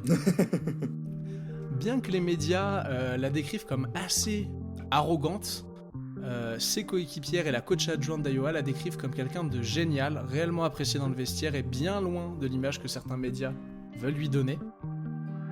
En fait, elle parle, quand on lui dit « ouais, vous êtes un peu arrogante », en fait, elle parle du fait d'être et de rester ce qu'elle appelle fearless, donc sans peur, parce qu'elle explique que pour elle, tu as besoin de ça en tant que femme et en tant que joueuse, et que c'est de manière globale hyper important que tu sois confiante sur ou en dehors des terrains.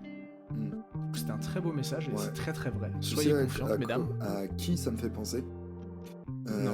Je change de sport, mais ça me fait penser à jeune Max Verstappen qui débarque en Formule 1. Oui. C'est clairement ça. Elle a l'arrogance des grands champions. C'est ça. Et ce discours, en plus d'être fearless, c'est un discours qui est poussé par sa coach, Madame Builders, puisqu'elle disait que globalement, c'est une femme qui les pousse à être confiantes dans leur jeu et dans leur vie de femme. En termes... c'est pas forcément directement avec elle, mais vous savez qu'il y a les Neil Contract en NCAA depuis quelques années. Et elle est déjà honnêtement très blindée, puisqu'en automne 2022, elle signe avec Nike, mais qu'avant sa signature avec Nike, on pouvait déjà estimer qu'elle avait passé le $1 million de revenus pub. Donc la fame a suivi assez rapidement. Elle a aussi ce give back to the community, puisqu'elle est engagée bénévolement auprès d'une banque alimentaire de l'Iowa, banque qui à la base souhaitait la rémunérer en échange de son image, et elle a dit non, je suis bénévole pour ce genre de projet. C'est beau, c'est bien, c'est très important. C'est les valeurs qu'on aime, ça. Exactement. Non, elle se décrit dans son jeu comme quelqu'un de... Et même dans la vie de tous les jours, en fait, elle est très... J'allais dire audacieuse, mais ce n'est pas le terme. En fait, c'est une génie. Voilà, c'est ça le terme. Elle se range dans cette catégorie de génie. C'est littéralement la chosen one. C'est l'élu. Ouais, vraiment, c'est...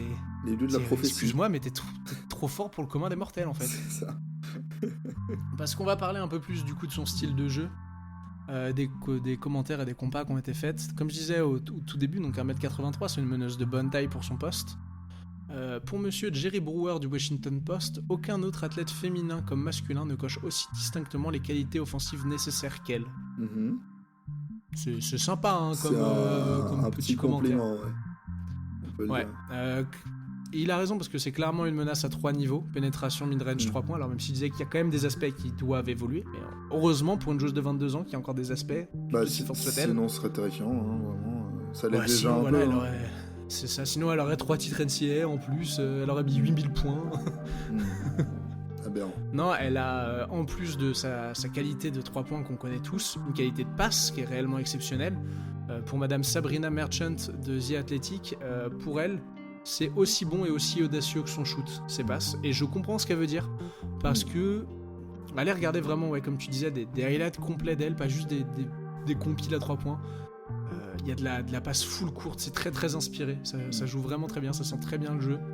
Forcément, quand vous êtes bon au shoot et en création ou à la passe, bah vous êtes très bon sur pick and roll, hein, vous êtes même dominant. Et ce côté all-around pour faire des triple-doubles, elle dit que ça vient du fait que, en fait, elle aime aider l'équipe à faire ce qu'il faut pour gagner. Alors visiblement, faire ce qu'il faut pour gagner, c'est mettre 42 points et prendre des rebonds. Donc bah voilà. Pourquoi vous le faites pas tous, hein, finalement. Voilà. Hein, vous êtes nuls si vous le faites pas. Vous aidez pas votre équipe, ok. Voilà, Kathleen, elle a dit c'était ça qu'il fallait faire. Elle-même, de son jeu, elle va ressortir quand même un truc qu'elle adore, c'est ses paniers à 3 points du logo et globalement les phases de transition. Elle dit que c'est ce qu'elle kiffe vraiment dans le basket et qu'en plus de ça, elle adore les réactions du public à ses actions spectaculaires. Et dans son interview avec Sue Bird, donc ça s'appelle The Bird Place, elle déclare qu'elle est vraiment devenue confiante dans son shoot et le range qu'elle a désormais, donc du logo, au moment de son entrée à l'université. Et vraiment, il y a des anecdotes magnifiques parce que elle explique par exemple que elle a développé ce shoot de très loin parce que les défenses plus physiques qui l'empêchaient du coup d'aller naturellement dans ces zones de shoot proches de la ligne, bah elle s'est dit bah je vais reculer, hein, et puis bah du coup je veux aussi apprendre à prendre des pull-up jumpers et des tirs en déséquilibre parce que pourquoi pas. Voilà. C'est assez dingue. Je crois qu'elle dit aussi alors que comme tous les grands shooters, elle a ce truc où quand le ballon quitte ses mains, elle sait si ça rentre ou pas. Et surtout, elle disait que des fois, quand elle fait de la vidéo, elle ne se rend pas toujours compte d'à quel point elle est loin du panier quand elle dégaine. Et ça, je trouve que c'est fantastique. Ouais, parce que c'est juste la preuve qu'elle a pas de range, en fait. Genre qu'elle pourrait littéralement dégainer avant la ligne du milieu de terrain si elle en était en confiance. Et c'est fou. Et en plus, ça se traduit dans les stats parce que elle a son tir à 3 points quand elle est à plus d'1 mètre de la ligne. Elle tourne en moyenne à 40%. C'est des stats Curry-esques. Ouais, genre c'est assez dingue quand même. Ouais. Et alors, je sais pas pourquoi je pense à ça maintenant, mais j'entends pas un putain d'argumentaire du taille 6. Hein. Oh oui, allez vous faire. Allez vous mettre un taille 7, ça ferait la même chose. Ouais, franchement. Elle est juste trop forte. Peut-être qu'elle tombera à 39%. Grand max. Oh flûte. Genre, les 39,9, hein. Ouais, c'est ça. Non, mais c'est... Non, il y a encore des très belles compas sur elle, hein, parce que pour sa coach, Madame Lisa Boulder, elle dit qu'on sent en elle du Sue Bird et du Sabrina Ionescu. Hein, alors que pour d'autres observateurs, son talent et sa personnalité font penser à Diana Taurasi. Moi je dirais Optimus Prime carrément à ce moment-là. Hein. Clairement, on n'est plus dans le range des humains. Il lui faut les Decepticons pour l'arrêter, quoi, tu vois. À ce niveau-là. C'est trop. Oh, c'est Optimus Prime, j'adore. Non, physiquement, compas perso, dans la vidéo avec Sue Bird, je trouve que les deux se ressemblent. Alors vous allez me dire, oui, ce sont deux femmes blanches avec les cheveux bruns et un peu longs. Oui, mais je trouve qu'elles se ressemblent, on dirait un flash forward de quelques années dans le temps. Et ça m'a suffisamment choqué pour que je le dise. Ouais. Ouais, bref. Cette info est là. Un journaliste du Big Ten, monsieur Alex Ike, fait lui une comparaison carrément avec Pete Maravich, parce que pour lui, le panache de son jeu induit du fait qu'on ne va certainement pas s'ennuyer quand on la voit jouer. Ça se tient. Et Ça se tient. Et ça se tient, beaucoup d'observateurs globalement comparent son jeu à une fusion entre Pete Maravich et Steph Curry. Encore une fois, j'ai très peur d'une fusion entre Pete Maravich et Steph Curry, mais en fait on l'a déjà, c'est vrai que c'est elle. Elle dit qu'elle s'inspire pour son jeu de Maya Moore, Kevin Durant, LeBron James, Pete Maravich. Parce que putain de merde. Parce que voilà, il y a Pierre comme inspiré aussi, quoi. C'est ça. Elle pourrait s'inspirer de Luc Babbitt. Exactement. On l'embrasse. Et pour ce qui est une analyse un peu plus perso sur à qui je la comparais, sur les matchs que j'ai vus, alors j'en ai pas vu beaucoup, donc ça prend avec des pincettes, moi je vois vraiment un mix entre... elle me fait penser à Luka et Steph mélangés, dans le sens où elle a le volume de jeu de Luka, dans le sens où quasiment tous les ballons en attaque passent par elle à un moment donné, et que c'est elle qui décide du tempo de l'équipe, qu'elle a un peu la même liberté de création, la même science du jeu je trouve, et ce côté passe aussi.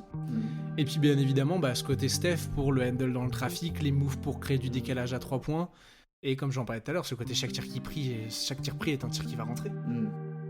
Et en fait c'est vraiment ce que je me suis dit putain mais elle a cette présence sur le jeu, je trouve qu'à Luka, mais avec la... Ouais c'est ça, alors que Luka a déjà une qualité de shoot d'enculé, mais genre vraiment avec le... Je sais pas, cette espèce de mélange fait pas sens pour moi dans ma tête, j'arrive pas à l'imaginer. Ouais, c'est ça, c'est Frankenstein. Ouais, vraiment. C'est les Frankenstein players, tu vois. Ouais, mais non, mais c'est une compa qui se tient. Moi, je vois ce que tu veux dire. Moi, j'aime bien ma compa. Ouais, elle est pas mal. En fait, tu pourrais aussi parler de LeBron un peu, parce qu'effectivement, 27, 8, 8, etc. sur le côté all-around. Mais en fait, c'est ça, c'est ces joueurs qui ont des très grosses présences sur le jeu. Où c'est, littéralement, c'est un système en Gatling. J'allais le dire. Je te l'ai volé. Ouais, un peu. Mais vas-y. Et pour finir sur un micro point faible, sa défense. Honnêtement, moi j'étais assez d'ailleurs un peu déçu en finale de sa défense. Je trouve qu'elle était un peu aux abonnés absents. Et que parfois elle regarde un peu ses coéquipiers faire, et c'était dommage surtout contre South Carolina. Mais voilà, il faut bien un endroit où tu dois progresser. Et des fois, les shooters et les gens très forts en attaque n'ont pas envie de défendre. Ça se tient. Ça arrive. SO James Harden. SO James Harden. On va finir en parlant du Caitlin Clark Effect. Ah, Qu'est-ce que c'est? Et puis en parler en quelques chiffres avant de clôturer tout ça. Encore des chiffres? Encore des chiffres. Oui, mon gars, j'étais une femme à chiffres. Qu'est-ce que c'est le Caitlin Clark Effect pour commencer? Et avant cette chronique, je dis un gros merci à Chachou qui m'a aidé et qui m'a filé un article. Je me suis aussi basé un peu sur son thread, donc merci Chachou. Le Caitlin Clark Effect, on l'embrasse.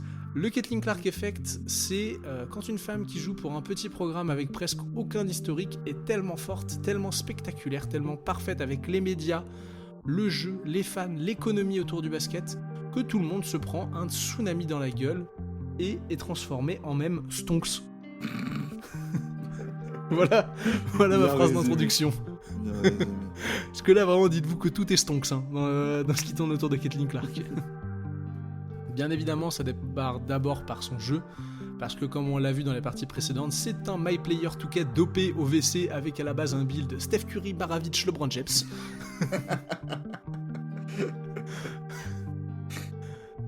Ouais, un jeu qui provoque un effet bouche qui tape le parquet, supplément estomacage en règle, et qui est donc un support parfait pour n'importe quel marketeur ou communicant qui veut vendre son produit, ou même pour la NCAA, pour faire du clic. Pour les puristes, les bonnes perfs sont individuelles et quand même collectives. Alors on a des records qui tombent, oui on n'a pas de titre, mais on a quand même des équipes qui vont loin. Ça permet de convaincre les derniers sceptiques. Pour ceux qui sont plus jeunes, ça met des étoiles dans les yeux son jeu, parce qu'on a tous joué au basket en ayant un modèle. Et quand on avait ce modèle, on l'avait parce qu'il était stylé, parce qu'il nous faisait vibrer, et que si le modèle est en plus humainement accessible, typiquement comme l'était Messi pour ceux qui faisaient du foot, où t'avais moins l'impression d'être un cyborg, c'est encore mieux. Et Caitlin, elle coche toutes ses cases. Elle est humainement accessible, elle est stylée, elle est vibrante, elle est passionnante. Donc c'est génial. Voilà comment on met le public dans la back pocket. Dans la poche. Exactement. Une fois qu'on a mis le public dans la back pocket, dans la poche avant, qu'est-ce qu'on met? Les diffuseurs. Et là, elle est très forte aussi, parce que elle parle super bien, elle représente bien, elle chambre pile ce qu'il faut, elle est passionnée, elle passionne. Et autant vous dire que là, quand vous êtes un diffuseur, le risque, mon pote, il est faible. Mais alors, faible. Je sais pas ce qu'il y a d'aussi faible. Et finalement, pour n'importe quelle marque, c'est pareil, parce que vous savez qu'elle va performer, vous savez qu'elle va pas faire de vagues. Un peu encore une fois, c'est un peu ce truc de LeBron James, finalement, de t'es vraiment l'élu. Alors ça, c'est plus perso, et c'est une remarque que je me suis faite. Elle est aussi un peu parfaite dans l'imagerie de cette nouvelle américaine blanche. Elle est confiante, elle est engagée dans sa communauté, elle séduit le public plus jeune, etc. Elle est en avance sur les courants de pensée. Mais le fait que ce soit une petite fille blanche, ça plaît aussi aux vieux conservateurs. Et pour un diffuseur, c'est du pain béni, hein, tu peux toucher tout le monde avec. C'est triste, mais ça s'appelle une réalité de marché. Ouais.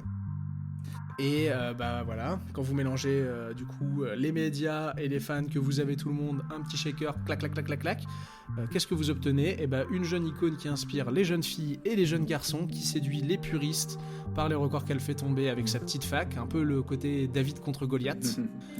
On séduit aussi les spectateurs occasionnels ou ceux des réseaux sociaux, parce que un jeu spectaculaire, c'est trop bien pour faire du clic. En bref, une icône qui tape des records sur et en dehors du terrain. Et je finirai en disant que Caitlyn n'est finalement que le grand arbre qui cache la forêt, parce que vous allez avoir une génération de jeunes femmes qui va arriver en WNBA. J'en ai parlé tout au long de ce podcast. Madame Paige Bueckers, Angel Reese, Cameron Brix, Hailey Van Lith, Juju Watson, j'en oublie plein, Camilla Cardozo hier de South Carolina. Ça va être une génération exceptionnelle, c'est des grandes heures à venir pour le basket féminin et pour le basket tout court. Pour finir, l'envie de l'intéresser sur la question, elle répond qu'elle est fière d'elle, qu'elle embrasse le fait d'être le visage de la NCAA féminine, parce qu'elle sait que c'est bon pour le sport, parce qu'elle prend du plaisir à jouer tous les jours et dans tout ce qu'elle fait. Et bien sûr, elle sait et elle le dit, l'athlète qu'elle est n'est pas qui elle est. Pour elle, enfin, son héritage doit être sur les enfants et les jeunes filles de l'Iowa, à qui elle espère avoir procuré joie et inspiration. C'est beau. C'est beau, hein ? C'est beau. C'est beau. Une jeune femme qui pense bien. Et bien exactement, câblée, c'est pour ça qu'elle est parfaite. Elle est parfaite sur tous les aspects. Ouais. Et ça se ressent, on va finir avec quelques chiffres, mais pas forcément, ça transcrit en chiffres. Hein. Match de Elite 8 contre Louisville, donc quand elle était en junior, 2,49 millions de personnes en moyenne, soit plus que n'importe quel match NBA diffusé par ESPN sur la saison 2023. Donc c'est assez énorme. Ouais. Le Final Four et la victoire contre South Carolina, c'est vu par 5,6 millions de personnes. Il y a 11 millions de téléspectateurs, donc c'est plus que les finales NBA, avec un pic à 12,6 millions lors de la finale contre LSU. Bien évidemment, à ce moment-là, ça explose tous les records en termes de views pour le basket féminin. Vous aviez des tickets qui se revendaient plus cher que ceux du Final Four masculin. Vous avez tout au long, de toute manière, de ces années de fac, des 2 à 3 heures de queue pour rentrer dans la salle ou avoir des places pour ces matchs. En 2024, vous avez 3 matchs à plus de 3 millions de spectateurs juste pour la saison régulière d'Iowa. En moyenne, sur les 7 matchs qui sont diffusés en antenne nationale d'Iowa en 2024, 2,27 millions de spectateurs. Et on est encore qu'en saison régulière. C'est terrible. Elle a des records, comme je disais, en dehors du terrain. Premier tour de Match Madness, match le plus vu de l'histoire contre Holy Cross. 3,23 millions de spectateurs. On parle du premier tour. Le second, 4,9 millions. Le troisième, encore 4,9 millions. Le premier tour de cette année de la NCAA féminine, c'est le premier tour le plus regardé de l'histoire d'ESPN, avec plus d'1,5 milliard de minutes regardées. Et alors oui, il n'y a pas qu'elle, mais elle est en grande partie pour quelque chose. C'est sûr. Le match contre le Elite 8, entre LSU et Iowa, c'est 12,3 millions de personnes. De nouveau, le match le plus vu de l'histoire de la NCAA féminine. Vous aviez 11 millions de personnes pour le match contre UConn. Les chiffres sont pas encore sortis pour la finale hier, mais tous les observateurs s'accordent à dire qu'on va taper les 20 millions, au moins de pics. Ça m'étonne pas. C'est plus que la NBA, c'est des chiffres presque superbolesques. Ouais.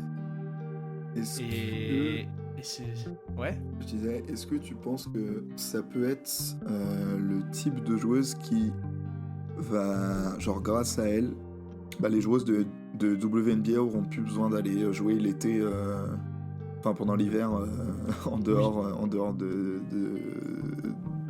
États-Unis, justement. Ouais. Déjà, ouais, parce que En fait, pour moi, elle représente, et tu vois, tu parles de WNBA, c'est parfait. Quand elle s'est déclarée fin février, l'équipe qui a le premier tour, donc les Indiana Fever, les places à Indiana, ils ont constaté plus de 300% d'augmentation de réservation d'abonnement. Putain. On est sur des places qui prennent en moyenne $200 à Indiana, et quand le calendrier va être diffusé, vous pouvez être sûr que ça va être partout où elle va passer. Et ouais, pour moi, elle est... Là, tu vois, Vas-y. comme le truc est décrit, ça me fait énormément penser à l'arrivée de Bird et Magic en NBA. Ouais, et bah moi j'avais une compa un peu similaire. Pour moi, on va avoir la Caitlin Clark Mania à la manière qu'on a eu la Jordan Mania. Ouais, c'est clair. Dans le sens où, si elle est bien entourée, et je sais qu'à Indiana, il y a Madame Aliyah Boston, je crois, qui est pas trop mal. Je suis pas un expert dans les rosters WNBA, mais si elle est bien entourée, en fait, elle a ce jeu. Alors, oui, en WNBA, il y en a d'autres, mais même Sabrina Ionescu, j'ai envie de dire, ne prend pas encore de logosserie comme elle le fait. Enfin, elle prend des tirs de loin, Sabrina, mais je pense que Kathleen peut encore augmenter le cap. Que la génération qui arrive avec elle, Paige, Angel, Cameron, Juju Watkins, qui est encore une freshman, plein d'autres qui vont arriver. Vraiment, moi, je compare ça à un peu cette génération des Barclay, des Jordan, un peu Magic Bird, comme tu disais, tu vois. Genre, Magic Bird, je verrais plus ça à Aja Wilson. Enfin, cette génération-là me fait plus penser à la génération un peu avant des années 80 en NBA. Et oui, pour moi, elle va faire partie de celles qui font... Enfin, elles vont être plein de femmes. Ça va être une ligue qui va évoluer au global. Oui, bien sûr. Mais elles vont faire partie de ces femmes qui vont placer, et j'en mettrai ma main à couper, qui vont placer le basket féminin à même hauteur que le basket masculin, qui vont changer des centaines de vies parce que leur exposition va être tellement grande que ça va découler sur toutes les autres athlètes. Mais c'est ça, ça va être un... ça va être un raz-de-marée. Moi, je vois ça comme un raz-de-marée. Un vraiment. impact à la Barcelone 92 et la Dream Team, tu vois. C'est ça. Genre, je pense que, tu sais, ça va être sur ce truc où on se souvient de Steph Curry quand il a commencé à exploser. Ouais, c'est ça. Et que tu te souviens au collège quand la NBA a eu un regain. Genre, on t'a reparlé de NBA parce que Steph Curry, parce que c'était beau et que t'avais pas besoin d'y comprendre grand chose au basket pour comprendre que ce qu'il faisait c'était incroyable. On a potentiellement la même chose avec les filles. C'est clair. Et ça va être... Et encore une fois, moi, ce que je trouve encore plus dingue, c'est de se dire, il y a elle, et je vais en parler, on va en faire plein des podcasts, mais Paige, Angel, tout ça, genre... Parce que, finalement, elle est incroyable sur le terrain, et on l'a dit, elle est bonne avec les médias, mais c'est pas le meilleur des personnages médiatiques. Angel Reese peut être un personnage médiatique, pour moi, à tomber par terre. Elle a un truc, elle dégage quelque chose. Genre, elles vont chacune arriver avec leur dimension propre, et ça va être juste exceptionnel. Magnifique. En plus, vous avez déjà des noms installés en WNBA qui sont incroyables. Enfin, c'est... Non, on est sur les... Investissez sur le basket féminin, c'est plus cher que le Bitcoin. C'est clair. Et puis... Genre, c'est... Non, ça va être dingue. Ça va être juste être dingue. Ça va être magnifique. J'ai trop hâte. J'ai trop hâte. Et ben, on va finir ce podcast là-dessus. Et bah, c'est top. Merci de m'avoir écouté. J'espère que je vous ai pas trop bourré la gueule avec les chiffres, mais je pense qu'un peu si, complètement. Mais c'est ouais. pas on va faire. Mais je suis désolé. Bah non, mais il fallait citer tout ça parce que... Bah, si tu veux parler de... Si tu veux, ouais. En fait, si vous voulez comprendre qui elle est et l'entièreté de ce qu'elle fait, on doit en parler. En fait, c'est ça qui est fou. Oui, ça fait beaucoup. On parlera peut-être pas toujours des athlètes de cette manière-là, mais je trouvais ça bien d'en parler parce que ce trop-plein, c'est aussi un peu la sensation que j'ai eue quand j'ai travaillé là-dessus, c'est... Il y a 14 milliards d'infos. Ouais, il y a trop de trucs, elle a trop de trucs partout. Il y a trop de choses. Elle est juste trop. Mais voilà. Est-ce que tu as quelque chose à rajouter, Bat ? Non, si ce n'est regarder la WNBA. Regarder la NCAA féminine. Regarder la NCAA. Même si c'est plus dur d'accès. Regardez aussi la LFB chez nous, en France. Ouais. On a des belles joueuses françaises, donc y a pas de raison que ce soit que les Américains. Les Américaines, merde. Non, bien évidemment. Regardez du sport féminin au global. Voilà. Regardez c'est chouette si vous êtes vraiment amoureux de sport. Avec Lasvel. Exactement. Et voilà. Magnifique. Et ben sinon, on vous embrasse. On vous embrasse.